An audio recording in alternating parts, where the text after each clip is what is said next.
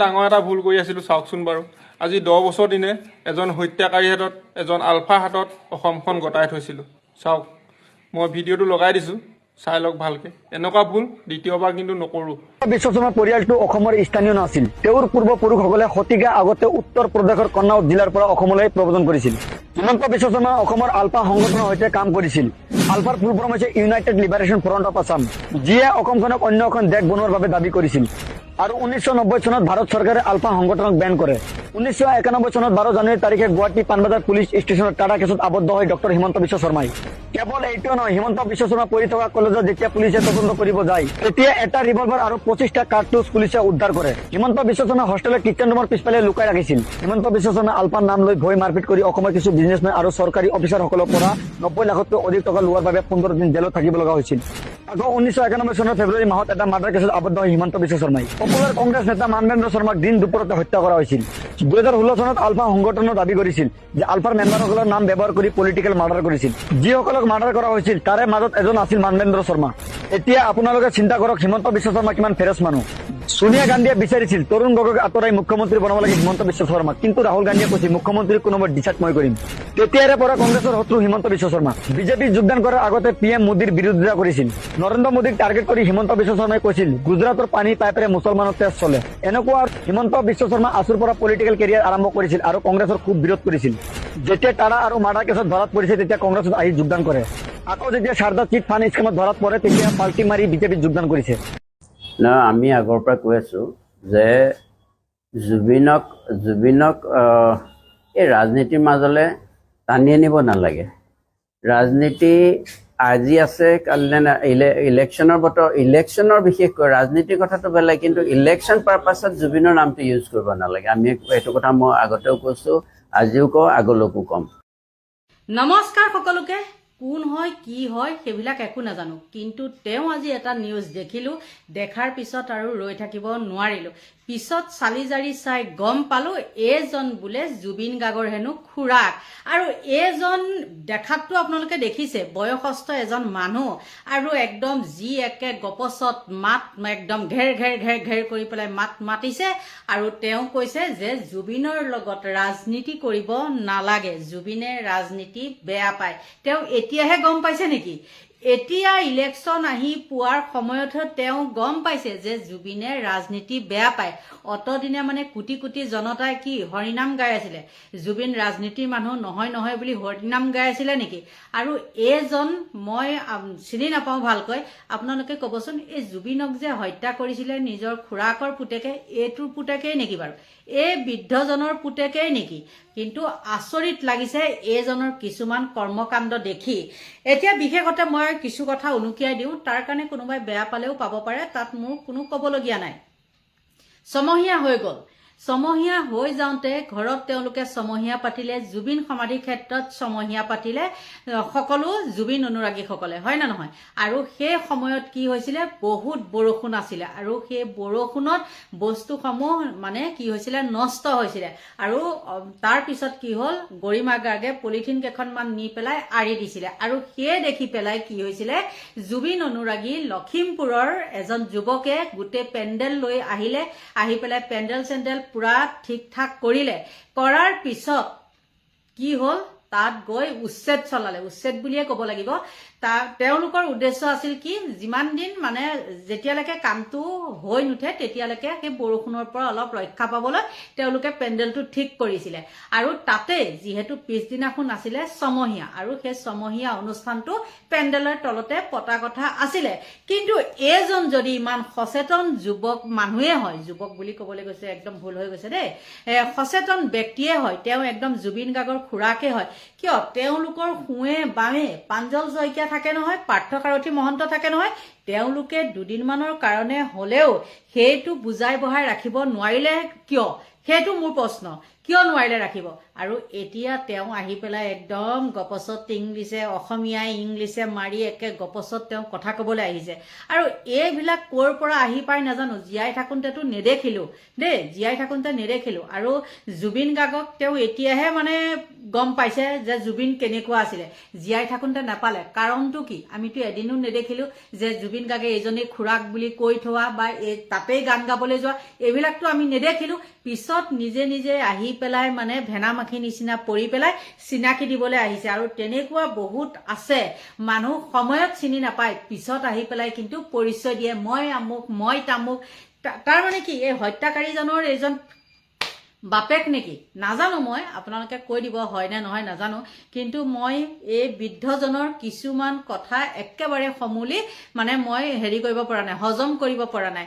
আৰু তেওঁ কৈছে ৰাজনীতিকৰণ। মই এতিয়া দেখাই দিলোঁ নহয়, তেওঁলোকৰ সেই জুবিন সমাধি ক্ষেত্ৰখনতেই ৰাজনীতিকৰণ চলি আছে। তেওঁ এই বৃদ্ধজনে দেখা নাই নেকি? তেওঁ কৈ পাইছেনে? তেওঁ ৰাজহুৱাকৈ আহি পেলাই তাত কৈ পাইছেনে বোলে এইবিলাক কাম আপোনালোকে নকৰিব? বহুত আছে, বহুত ক'বলৈ মন যায়, কিন্তু এই মুহূৰ্তত সময়ৰো অভাৱ আৰু মানে কিবা কিবি ঢেৰ কিবা হেৰি আৰু সেইকাৰণে মই কোৱা নাই। আৰু বন্ধু বান্ধৱীসকল, এই বৃদ্ধজনক আপোনালোকে চাওকচোন। মোৰ যেনেকৈ হজম হোৱা নাই, মোৰ বিশ্বাস আপোনালোকৰো চাগে হজম নহ'ব এই বৃদ্ধজনৰ কথা শুনি। আমি আগৰ পৰা কৈ আছোঁ যে জুবিনক এই ৰাজনীতিৰ মাজলৈ টানি আনিব নালাগে। ৰাজনীতি আজি আছে কাইলৈ ইলেকশ্যনৰ বতৰ, ইলেকশ্যনৰ বিশেষকৈ ৰাজনীতিৰ কথাটো বেলেগ, কিন্তু ইলেকশ্যন পাৰ্পাছত জুবিনৰ নামটো ইউজ কৰিব নালাগে। আমি এইটো কথা মই আগতেও কৈছোঁ, আজিও কওঁ, আগলৈকো ক'ম। এটা জুবিন পৰ্বটো, জুবিনৰ হত্যাকাণ্ডৰ তথাকথিত মানে চৰকাৰ নিজেই কৈছে যে এইটো এটা হত্যাকাণ্ড হৈছিল, তাৰ বিচাৰ চলি আছে, বিচাৰ প্ৰক্ৰিয়া, আৰু তাৰ কাৰণে খৰতকীয়াকৈ কৰিবলৈ এটা ফাষ্ট ট্ৰেক আদালত গঠন হৈছে। তাৰ পাছতো মানে এতিয়া আমি দেখিছোঁ জুবিনৰ মৃত্যুৰ পিছৰ পৰা মই একেবাৰে ভালকৈ গোটেই বস্তুটো নিৰীক্ষণ কৰিছোঁ যে কিছুমান মানুহ হাইপাৰ এক্টিভ হৈ গৈছে জুবিনৰ মৃত্যুক কেন্দ্ৰ কৰি এইটো পলিটিকেল ইছ্যু কৰিবলৈ। গতিকে সেইটো আমি বিচৰা নাই, এইটো বিচাৰ জুবিনে নিজেও নিবিচাৰিছিলে। আমাৰ জুবিনক শান্তিৰে এই গোটেই প্ৰক্ৰিয়াটো শেষ হওক, আমি ৰাইজৰ আশ্বস্ত কৰিব পৰাকৈ কিবা এটা বিচাৰ প্ৰক্ৰিয়াৰ ওপৰত আমাৰ বিশ্বাস আছে, আৰু ৰাইজৰ ওপৰতো আমাৰ বিশ্বাস আছে। আমি এনেকুৱা নহয় যে ৰাইজে এইটো বিচাৰ কৰিব, এদিন ৰাইজে কিবা এটা ধৰণে সেই যে একিউজসকলক কিবা এটা হেৰি কৰি পেলাব, সেইটো আমি কোৱা নাই। কিন্তু ৰাইজৰ সহমতত আৰু চৰকাৰীও নহয়, আৰু এইটো আদালতৰ আমাৰ বিচাৰ ব্যৱস্থাৰ পৰা এটা সদুত্তৰ পাম বুলি আমি আশা ৰাখি আছোঁ, আৰু সেই প্ৰক্ৰিয়া আগবাঢ়ি গৈছে। কালিও আমি জুবিনৰ এই আদালতত ময়ো উপস্থিত আছিলোঁ, আৰু আমি দেখিছোঁ খুব নিশ্চিতভাৱে আগবাঢ়ি গৈছে খুব হেৰি সুস্থিৰ প্ৰক্ৰিয়াৰে। গতিকে আমি খুব সোনকালে এটা ইয়াৰ বিচাৰ হেৰি পাম বুলি আশা ৰাখিছোঁ। কংগ্ৰেছৰ আমি ইস্তাহাৰটো এইটো প্ৰকাশ পাইছে বুলি কৈছে 100 দিনত, গতিকে এইটো হ'ব নালাগে। জুবিন ইস্তাহাৰত স্থান পাৰ কথা নহয়, এইটো ৰাজনৈতিকভাৱে সমাধান বিচাৰোঁ আমি, তেনেকুৱা ধৰণে বিচাৰোঁ। কোনোবা এটা দলে, মই সেই বিষয়ে এটা কৈছোঁ যে কোনো দলে, কংগ্ৰেছে নহয়, কোনো দলে এইটোক ইছ্যু কৰি ল'ব নালাগে। হয়, সকলো ৰাইজৰ মত, ৰাইজৰ মন, ৰাইজৰ হেৰি আশ্বাসত ৰাইজক লৈহে চব কাম হ'ব সমাধান হ'ব লাগে, irrespective of religion, caste and politics. এইটো আমিও দেখিছোঁ কংগ্ৰেছ দলে, এটা ৰাষ্ট্ৰীয় দল, আটাইতকৈ পুৰণি ভাৰতীয় দলে জুবিন গাৰ্গক ন্যায় দিব বুলি এইসকল বৰ্তমান ব্যৱস্থাই ন্যায় প্ৰদান কৰিব নোৱাৰে বুলি দেখিবলৈ গ'লে এক প্ৰকাৰে হেৰি কৰিছে। আৰু সেইকাৰণে এটা জুবিনক এটা ইছ্যু কৰিলে ইলেকশ্যনৰ ৰাজনীতিৰ, এই নিৰ্বাচনীয় ৰাজনীতিৰ জুবিন বিষয় হ'ব নালাগে। জুবিন তাৰ আজি 6 মাহ হৈছে জুবিনৰ প্ৰক্ৰিয়াটো আৰম্ভ হৈছে, এটা দীৰ্ঘদিনীয়া এটা বিচাৰ প্ৰক্ৰিয়া আৰম্ভ হৈছে ভাৰতত, অসমত সম্পূৰ্ণ ন্যায়নিষ্ঠভাৱে আগবাঢ়ি গৈছে। গতিকে এই ক্ষেত্ৰত আহি কোনোবা দলে, ৰাজনৈতিক দলে এই জুবিনক লৈ আকৌ মুনাফা অৰ্জন কৰিব, সেইটো আমি বিচৰা নাই। জুবিন ৰাইজৰ ল'ৰা, আমাৰ ঘৰৰ ল'ৰা নহয়, ৰাইজৰ ল'ৰা, অসমৰ ৰাইজৰ ল'ৰা। গতিকে এই মিলিয়নছ অফ পিপল আৰ ৱেইটিং for a result through a legal system, সেইটো হ'বলৈ দিয়ক। আৰু ইয়াকে ৰাজনৈতিক উত্তপ কাৰণে মই 100 দিনত দিম, মই 150 দিনত ন্যায় দিম, সেইটো তেনেকুৱা এটা হেৰি ব্যৱস্থা হ'লে টানি নিব নালাগে কোনো ৰাজনৈতিক দল, কংগ্ৰেছাই নহয়, কোনো ৰাজনৈতিক দলত আমি সেইটো কাম কৰাটো আমি নিবিচাৰোঁ। গতিকে মই এইটো কাৰণে এটা পুনৰ এবাৰ, মই ইতিমধ্যে কৈছিলোঁৱে যে পুনৰ এবাৰ আহ্বান কৰিছোঁ যে জুবিনক ইছ্যু কৰি ল'ব নালাগে, মায়াবিনী গানেৰে কোনো ৰাজনৈতিক হেৰি আৰম্ভ হ'ব নালাগে। গতিকে এইটো এটা বৰ ভুল কাণ্ড হ'ব, আৰু ৰাইজে এই কথাটো মই ভাবোঁ সহজভাৱে নলয়। মই যেনেকৈ লোৱা নাই, বহুতে এইটো কথা সহজভাৱে নলয়। প্ৰিয়ংকা গান্ধী আহিছে, মই গম পাইছোঁ নাজিৰালৈ। প্ৰিয়ংকা গান্ধীয়েও এই জুবিনৰ বিষয়টো উত্থাপন কৰিছে, জুবিনক সজোৰে দিম বুলি, ন্যায় দিম বুলি। আমি বোলো ন্যায় দিয়াৰ ব্যৱস্থাটো আদালতৰ হাতত। কোনো প্ৰিয়ংকা গান্ধী বা কোনো গান্ধীয়ে নোৱাৰে, বা কোনো অন্যান্য ৰাজনৈতিক দলেও নোৱাৰে। আদালতৰ যোগেদি মীমাংসা হ'ব লাগিব। আদালতত আমাৰ ন্যায়নিষ্ঠ অভিজ্ঞ জাজসকল আছে, আৰু সকলে জুবিনৰ হৈ যিসকলে ওকালতি কৰি আছে, সেইসকলে যথেষ্ট কষ্ট কৰি অভিযোগনামাৰ ওপৰত প্ৰদান কৰি আছে। গতিকে গোটেই বস্তুটো বিচাৰ প্ৰক্ৰিয়াৰ ওপৰত আছে, যেতিয়া বিচাৰ প্ৰক্ৰিয়াৰ হাতত আছে। গতিকে আমি ন্যায় পাম বুলি আমি আশা ৰাখি ৰৈ আছোঁ, গোটেই অসমৰ জনতাৰ লগতে। গতিকে এই মুহূৰ্তত ৰাজনৈতিক এই নিৰ্বাচনৰ আগে আগে কোনো দলে যাতে এইটো আকৌ জুবিনক কেন্দ্ৰ কৰি কথা নকয়। এই ক্ষেত্ৰত আঁতৰি আছিলে, আৰু সেই ৰাজনীতিয়ে এক প্ৰকাৰ বেয়া পাইছিলে, তেনেকুৱা ভাল নাপাইছিলে। কোনো দলীয় ৰাজনীতিক এইবোৰ বিশ্বাস নাছিল আচলতে। দিশত এখন সমাজ, নিকা সমাজৰ কথা কৈছিল, কিন্তু নট থ্ৰু দিছ পলিটিকেল ৰেংলিংছ বা পলিটিকেল তেনেকুৱা যোগেদি। সকলোৱে নিশ্চয় গম পালে বা শুনিলে, আৰু শুনাৰ পিছত আপোনালোকে কওকচোন, এই বৃদ্ধজনৰ কথা বাৰু আপোনালোকৰ হজম হৈছেনে? মোৰ কিন্তু সমূলি হজম হোৱা নাই। কিমান নীলজ এইজন হ'ল সত্তাধিকাৰ। এই নীলাজ সত্তাধিকাৰজনৰ বাৰু একো লাজ চৰম বোলা বস্তুটো নাই নেকি? আৰু নাচিছেও কাৰ লগত? এইটোৰ লগত, যিটো নেকি সেইদিনাখন ভাইৰেল হৈ আছিলে, নিজৰ তথ্য লুকাই মনোনয়ন পত্ৰ দাখিল কৰিছে, আৰু সেইজনৰ লগতে নাচিছে এই সত্তাধিকাৰে। ভালে পাই ভালক, যাবৰে পাই খালক। আপোনালোকক এজন সত্তাধিকাৰৰ নৃত্য দেখালো, আৰু এই সত্তাধিকাৰজনক চাগে আপোনালোকে চিনি পাইছে, কাৰণ এতিয়া তেওঁ হিমন্ত বিশ্ব শৰ্মাৰ ভৰিৰ তলত। আৰু দেখিলেনে, ইমান এজন বয়সস্থ মানুহ এই সত্তাধিকাৰজন, আৰু তেওঁ এতিয়া বাধ্য হৈছে হিমন্ত বিশ্ব শৰ্মাৰ ভৰিৰ তলত থাকিবলৈ। তেওঁ বাধ্য হৈছে, আৰু তেওঁ এতিয়া কি কৰিছে, থুমকি নাচো বদৌ নাচো কৰি পেলাই মানে সত্তাধিকাৰে নৃত্য কৰিবলৈ লাগিলে। লাজো নেপায়। হিমন্ত বিশ্ব শৰ্মাই তেনেকৈ নৃত্য কৰা নাই, আৰু এইজনে নৃত্য কৰিছে। আমি বেয়া পাওঁ, ঠিকে আছে, তেওঁ কিছুমান কৰ্ম কাণ্ডত আমি হিমন্ত বিশ্ব শৰ্মাক বেয়া পাওঁ, কিন্তু তাৰ মাজতো কিছুমান গাম্ভীৰ্যতা বোলা বস্তু এটা আছে। আৰু এই সত্তাধিকাৰৰ এতিয়া উপায় নাই, কাৰণ তেওঁ যিকোনো প্ৰকাৰে মানে কি কৰিব লাগিব, তেওঁ গাড়ীখন ৰাখিব লাগিব। আৰু এইজন কি বুলি কয়, দিলীপ শইকীয়া, দুইজনে দেখিছেনে নাই, থাম্বনেইলত ফটোখন লগাই দিছো। আৰু কিন্তু তেওঁলোকৰ কৰ্মীৰ মাজতে এতিয়া মানে কি হৈছে জানে নে নাই, এইবিলাক বু বাবা হৈছে। তেওঁলোকৰ কৰ্মীবিলাক, সকলো কৰ্মীৰ কথাই নকওঁ, তাৰ মাজতে দুজনমান কৰ্মী আছে তেওঁলোকৰ সত্য শুদ্ধ আৰু সাহসী। আৰু সত্য শুদ্ধ সাহসী কাৰণে তেওঁলোকে কি কৰে, আচলতে যিখিনিয়ে তেওঁলোকক সম্পূৰ্ণ ভুলটো দেখুৱাই দিয়ে, সেইবিলাকে হ'ল আকৌ প্ৰকৃত কৰ্মী। আৰু যিবিলাকে সেইবিলাক দেখি শুনিও অন্ধভক্তৰ ভাও ধৰি পেলাই মানুহক হোৱাই নোহোৱাই গালি পাৰে, সেইখিনি কিন্তু একেবাৰে কি বুলি ক'ব, তলুৱা চেলেকা বুলি ক'ব। একদম অন্ধ ভক্ত তলুৱা চেলেকা। তেওঁলোকে নিজৰ সুবিধাৰ কাৰণে সেইবিলাক কৰি থাকে, দয়ে গলেও বামে গলেও কিন্তু এইজন, মই আজি যাৰ কথা ক'বলৈ লৈছো, তেওঁ দিছে সেই সত্তাধিকাৰজনৰ লগত তেওঁ কিন্তু বহুত ভাল সম্পৰ্ক, আৰু তেওঁ এতিয়া একদম পুৰা খঙত গুজৰি গুমৰি আছে। আৰু আপোনালোকে চাগে মোৰ ভিডিঅ' আগৰ পৰা যোনসকলে চাই, তেওঁলোকে চাগে নিশ্চয় এই যুৱকজনক চিনি পাইছে। আৰু সেই যুৱকজনে লিখিছে যে এতিয়া নাচি লোৱা, যিমান মন আছে হেঁপাহ পলুৱাই নাচি লোৱা, পাছত কান্দিব লাগিব নহয় ডাঙৰ মোমাই বুলি কৈছে দেই। সৰ্বানন্দ সোণোৱাল সত্তাধিকাৰক ডাঙৰ মোমাই বুলি কৈছে। আৰু কি হৈছে, 2029ত যেতিয়া টিকট যাব, মামাই পাখি কাটিব, তেতিয়া আৰু নাচিবলৈ পাৰিব, নাচিবলৈ মানে নাপাব, তাকে কৈছে আৰু ঘূৰি। আৰু 2024 চনত পৰাজয় নিশ্চিত আছিল, মইহে শেষত বচাই দিলো বিৰা লগাই। এইটো কিন্তু এটা ডাঙৰ কথা কৈছে দেই। এই যুৱকজনে কিন্তু বহুত সহায় কৰিছিলে সৰ্বানন্দ সোণোৱালক, কিন্তু তেওঁ কাম নাই কাৰণে, কোনো কাম নাই। আৰু তেওঁৰ লগত যিবিলাক ধেমাধৰা বুলি ক'লে ভুল হ'ব, চৰি দেই, একেবাৰে আপোনালোকে ক্ষমা কৰিব, যিবিলাকে তেওঁক বিশ্বাস কৰি পেলাই লাগি আছিলে, সেইসকলৰো জীৱন ধ্বংস কৰি দিলে এই বৰলাকাই। নামত বৰলাকাই, আপোনালোকেতো সকলোৱে গমেই পায়, মুখখন ঢাকি ঢাকি ভুমুক ভামাককৈ কিছুমান নিউজ ওলাই থাকে, সেইটো আপোনালোকে গমেই পায়। তাৰপিছত কৈছে য'ত গোটেই উজনি অসমৰ MLA সকল লাগিও পৰাজয় কৰিব নোৱাৰিলে 2024 নিৰ্বাচনত, তাৰপিছত 2026 এইবাৰ বিধানসভা খেলিব নিদিলে, শেষত 2029 টিকট নিদিব।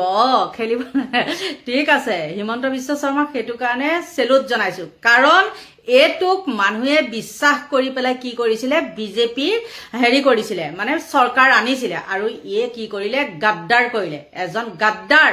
আৰু সেই গাদ্দাৰে কি কৰিলে, নিজৰ আসনখন মুখ্যমন্ত্ৰীক দি দিলে, আৰু এতিয়া মুখ্যমন্ত্ৰীৰ ভৰিৰ তলত আঙুলিৰ মূৰত তেওঁ এতিয়া নাচি আছে। আপোনালোকেতো নৃত্যটো দেখিলেই নহয় জানো। কিন্তু যিজন যুৱকৰ কথা কৈছো, সেই যুৱকজন এসময়ত বহুত ভাল আছিলে, আৰু তেওঁলোকৰ কিবা ৰিলেশ্যনৰো বুলি মই জানো, মানে দেই ৰিলেশ্যনৰো, তথাপিও কিন্তু বহুত তেওঁক বচাইছিলে। বিৰা বুলি কওঁতে কি বুজি পাই নহয়, তেনেকৈ বোলে তেওঁক বচাইছিলে। কিন্তু এতিয়া সেই যুৱকজনৰে একো কামেই কৰি নিদিয়ে। অকল যুৱকজনৰ বুলিয়ে নহয়, তেওঁ হাতত একো পাৱাৰেই নাই, মুঠতে এনেই বেবেৰী বাং কৰি পেলাই তেওঁ মানে য'ত ত'ত আহি পেলাই নিজে নিজে কৰি থাকে। দেখিছে নহয় আপোনালোকে, কোনোবা এটা যাবলৈ ক'ৰবাত গ'লে দেখিছেনে বাৰু আপোনালোকে? আজিলৈকে তেওঁক গামোচা এখন পিন্ধোৱা বৰ্তমান সময়ত আপোনালোকে দেখিছেনে? নেদেখে, কাৰণ হিমন্ত বিশ্ব শৰ্মা জিন্দাবাদ। আৰু সেই যুৱকজনো এতিয়া আঁতৰি আহিছে। তাৰপিছত ক'লে 2026 এবাৰ খেলিবলৈতো নিদিলে, আপোনালোকে গমেই পায়, নিজৰ কৰ্মফল নিজে ভুগিব লাগিব। আপোনাক পাছত কৃষ্ণগুৰু প্ৰভুৱেও বচাব নোৱাৰিব, কাৰণ মামাই প্ৰভুকো কিনি ল'ব। মামা হয় যাৰ শক্তি আছে, ভগৱানকো কিনিব পাৰে। আৰু বনাই থাকোঁতেই আহি গ'ল ফোন, আৰু ফোন অহাৰ লগে লগে কথাৰ টপিকটো মানে পাহৰা যায়, নহয়নে? বাৰু যি কি নহওক, যিজন যুৱকে ডাঙৰ মোমাই সেইখিনি বিশ্লেষণ কৰিছে, আৰু সেই যুৱকজন একদম বহুত সত্য কৰ্মী আছিলে, আৰু সেই কৰ্মীজন মানে এতিয়া কি হৈছে, তেওঁ বহুত খং উঠে। সেইজনৰ কাৰুকাৰ্য দেখি পেলাই বহুত খং উঠে। আৰু কিছু লিখিছিলে, সেইখিনি আৰু ক'বলৈ নহ'লে দিয়কচোন, ক'ৰবাত গুচি যায়, কিমান মনত ৰাখিম, নহয় জানো? গতিকে সেই যুৱকজনৰ কথাখিনি একদম সত্য শুদ্ধ। তেওঁ হ'ব পাৰে বিজেপি, কিন্তু তেওঁ কোনো কাৰণতে মানে সেইবিলাক অসত্য কিছুমান মানে ভুৱা, সেইবিলাক তেওঁ গ্ৰহণ নকৰে, মানে সহ্য নকৰে, আৰু সেইকাৰণে তেওঁ এইখিনি দি থাকে। আৰু সেইটো কাৰণে তেওঁ আচলতে হয়, তেওঁলোকৰ বিজেপি দলৰ ভিতৰতে মানে শত্ৰু হয়, শত্ৰু, গম পাইছে নহয়? গতিকে তেওঁ কিন্তু সেইবিলাকলৈও ভয় নকৰে দেই। তেওঁ কাকো সুদাই নেৰে, না দিলীপ না কিবা, সেইবিলাক তেওঁ কাকো সুদাই নেৰে।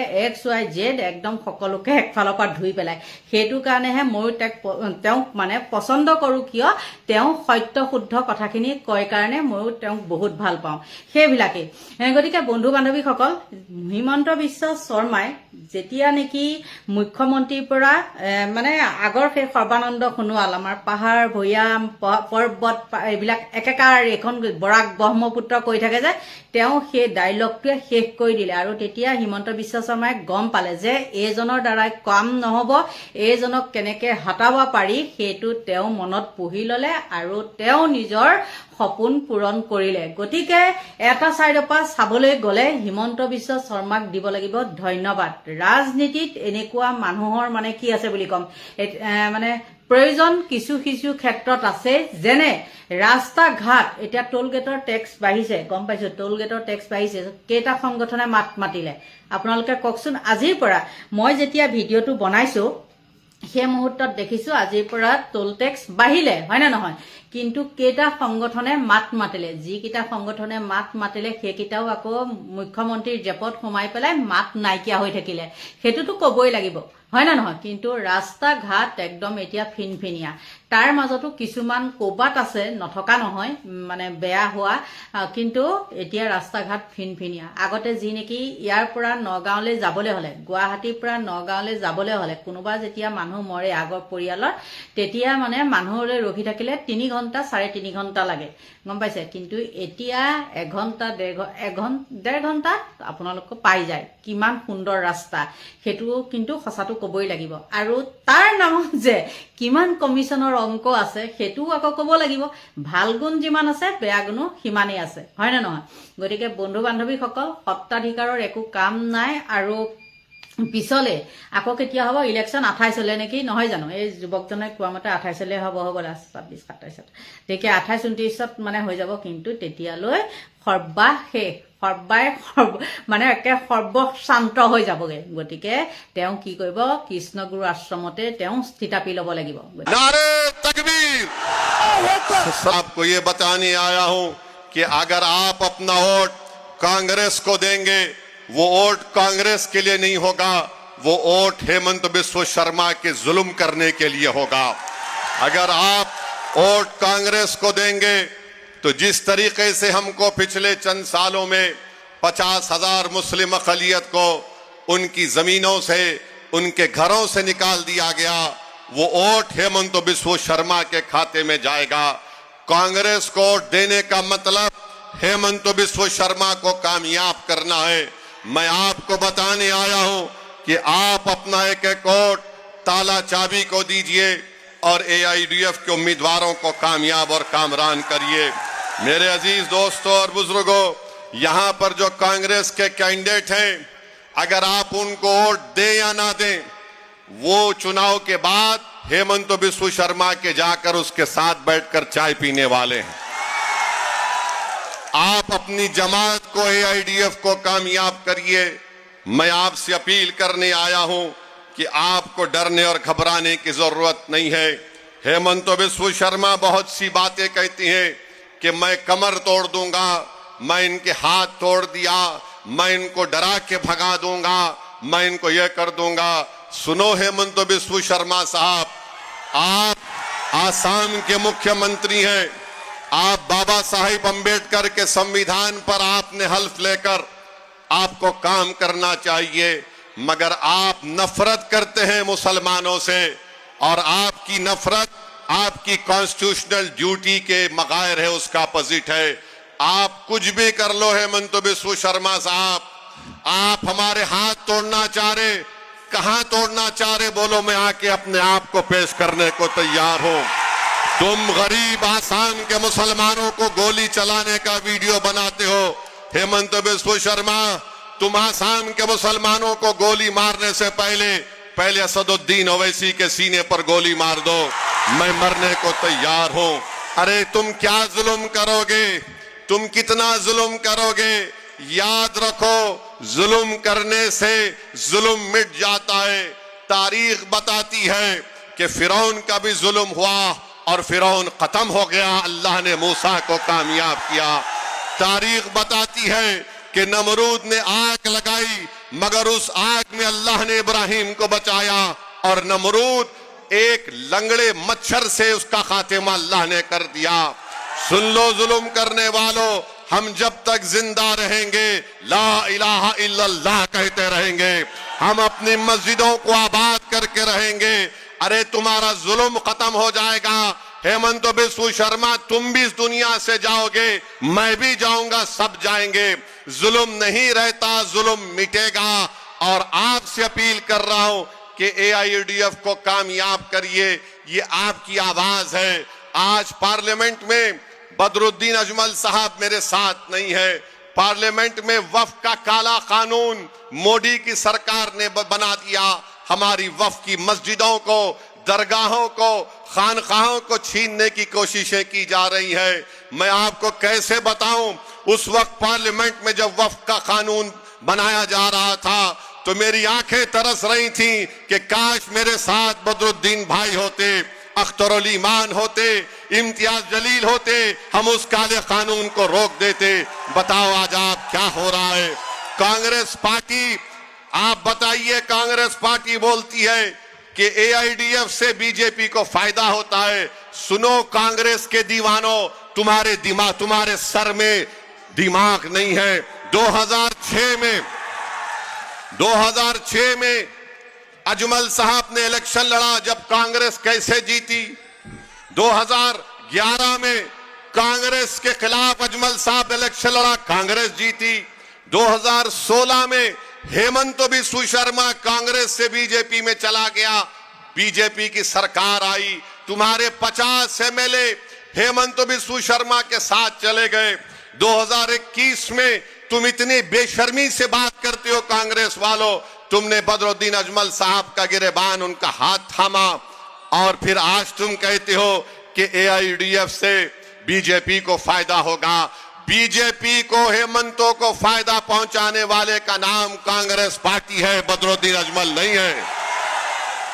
आप बताइए, अगर ऐसा ही चलता रहेगा तो फिर हमारी आवाज कहां पे रहेगी?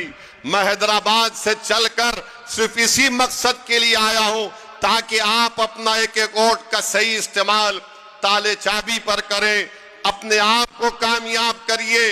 पार्लियामेंट के इलेक्शन में आपने फैसला लिया, मैं आपको बताना चाह रहा हूं, मुझे माफ कर दो आप। अगर कोई मां अपने बेटे से नाराज हो जाती है तो क्या वो मां अपने बेटे को दूर कर देती है या अपने सीने से लगा लेती है?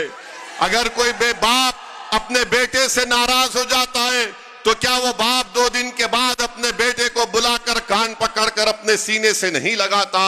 क्या अगर 2 भाई में झगड़ा हो गया तो क्या 2 बड़े मिलकर 2 भाई को नहीं मिला सकते?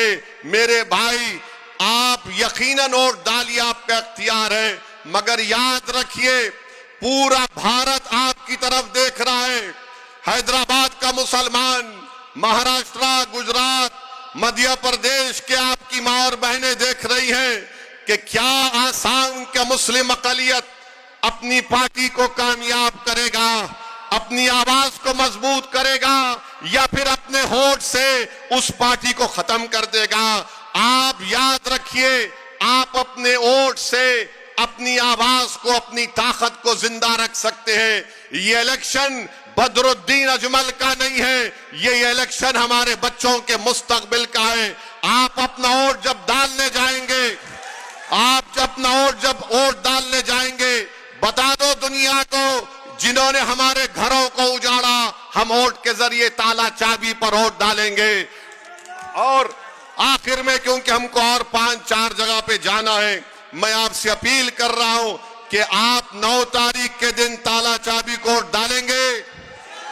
हाथ उठाकर जवाब दीजिए, ताला चाबी को डालेंगे, बदरुद्दीन अजमल AIUDF को कामयाब करेंगे।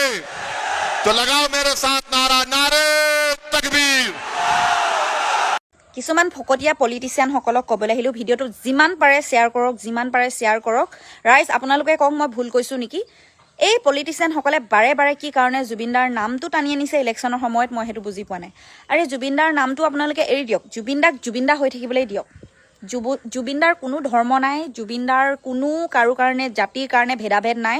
তেওঁ এজন সৰল গায়ক আছিলে, যিজনে আমাৰ গোটেই অসমৰ নামটো উজ্বলাই থৈ গ'ল। আৰু তেনেকুৱা এজন মানুহ এনেও নাহে, কেতিয়াও নাহে। আমি জুবিনদাক এনেকেই সোঁৱৰাই থাকিব লাগিব, তেওঁ গানৰ সুৰেৰে। অকল যিসকল মানে গায়ক গায়িকাই গান গাইছে তেওঁলোকেতো বহুত ভাল কৰিছে, এটলিষ্ট আমাৰ যিজন মৰমৰ জুবিনদাৰ গানবিলাক তেওঁলোকে সোঁৱৰাই আছে, ঠিক আছে। কিন্তু ইলেকশ্যনত পলিটিচিয়ানে মাতি আনি, নাম লৈ আনি পেলাই, নিয়ম কানুন লগাই পেলাই যে আজি তেওঁলোকক এই জাষ্টিচ দিম বুলি মিছা কথা কৈ লাভ নাই। আইনে আইনৰ কাম কৰিয়ে থাকিব, ঠিক আছে। আৰু কোনো এজন পলিটিচিয়ান গৈ পেলাই নতুনকৈ আহি পেলাই আকৌ তেওঁক এক্সট্ৰাকৈ আইন বনাই মানে তেওঁক জাষ্টিচ দিব নোৱাৰে, জবৰদস্তি। যিখন আইনে চলাই আছে, যিখন আইনে কৰি আছে, সেই আইনে জাষ্টিচ দিব বুলি আমি ভাবোঁ। যিহেতু যেতিয়া কোনোবা এজন মানুহে ভুল কৰে, দৰকাৰ হ'লে দেখি আহিছোঁ, দেখাৰ ওপৰতে ভিত্তি কৰি কথাটো ক'লোঁ। যদি সেইজন মিনিষ্টাৰো হয় বা তেখেততকৈ ডাঙৰ কোনোবা গভৰ্ণৰো হয়, তেনেকুৱা ক্ষেত্ৰতো তেওঁ কেতিয়াও মানে বাচি নাযায়। সেইটো আমি দেখি আছোঁ আৰু দেখিয়ে আছোঁৱে। আজি কিমানখন ৰাজ্যত কোনোবা মন্ত্ৰী বিধায়কলৈকে কিবা যদি ভুল কাম কৰিছে, তেওঁলোকে তেতিয়াহ'লে আজি মানে দণ্ড মানে পাইছে, তেওঁলোকে চাজা পাইছে। গতিকে যিসকলে ভুল কৰে চাজা পাব, সেইটো আইনে চাব। আৰু এই পলিটিচিয়ানসকলে বাৰে বাৰে জুবিনদা আমুক, জুবিনদা ক্ষেত্ৰ বনাই দিম, জুবিনদা কিবা কৰি দিম, এইবিলাক কথা নক'ব। আমি জুবিনদাক মৰমৰ অকল গানৰ মাজেৰে লৈ যাম। আমি গানৰ ক্ষেত্ৰতে আমি জুবিনদাৰ নামটো আমি চিনি পাওঁ। ধন্যবাদ।